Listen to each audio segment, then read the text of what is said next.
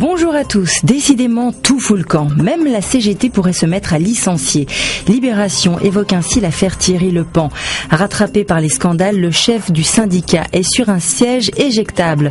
Une chute qui est celle d'un homme difficile à saisir, de l'aveu même de ses collègues, mais qui traduit aussi l'image d'une CGT en pleine crise d'identité.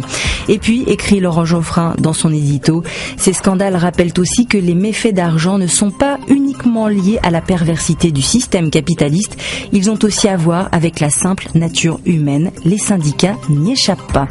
Ces affaires arrivent alors que plus de 5 millions de fonctionnaires désignent ce jeudi leurs représentants syndicaux pour 4 ans. Un scrutin riche en enjeux. Parmi eux, celui de voir quels seront les syndicats habilités à signer des accords avec le gouvernement. Et là, la CGT pourrait perdre beaucoup de plumes alors qu'elle était jusqu'alors en position dominante. Manuel Valls n'est pas non plus en position de force, c'est du moins ce que laisse penser la une du Figaro.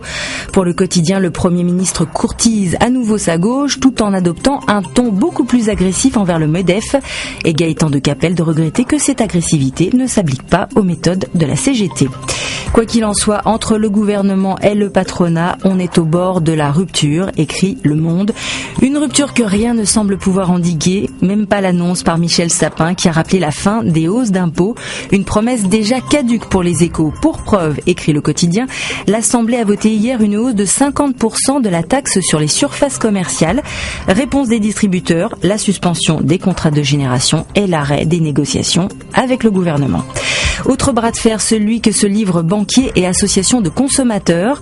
Aujourd'hui en France revient sur leur combat pour faire cesser les abus au niveau des frais bancaires.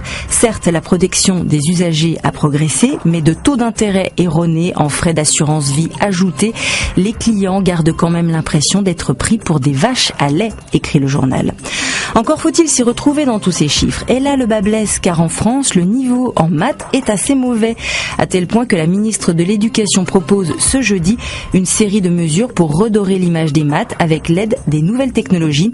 Selon un responsable, c'est en 4e que les élèves décrochent quand déboule le terrible duo, j'ai nommé Thalès et Pythagore. Côté chiffres, certains s'en sortent mieux que d'autres. Certaines stars de cinéma, par exemple, qui demandent des cachets exorbitants. On se souvient tous de la polémique née des cachets de Danny Boone. Eh bien, le CNC a décidé de plafonner ses rémunérations. Il interdira désormais le financement public des films affichant des cachets trop élevés. La barre symbolique du 1 million d'euros ne pourra plus être atteinte. Pas de plafonnement, bien au contraire pour le Téléthon qui a lieu ce week-end. Un succès né d'une colère, écrit le Figaro, celle d'un petit groupe de parents d'enfants malades qui en 1958 ont fondé l'Association française contre les myopathies. Mus par ce qu'ils appellent une rage stratégique, ils ont bâti une machine de guerre, une armée de 533 salariés et de plus de 3000 bénévoles. Dès le départ, cela n'a pas été une association comme les autres. Ses membres ont la mort aux trousses, explique Bernard Barato, le fondateur du Téléthon.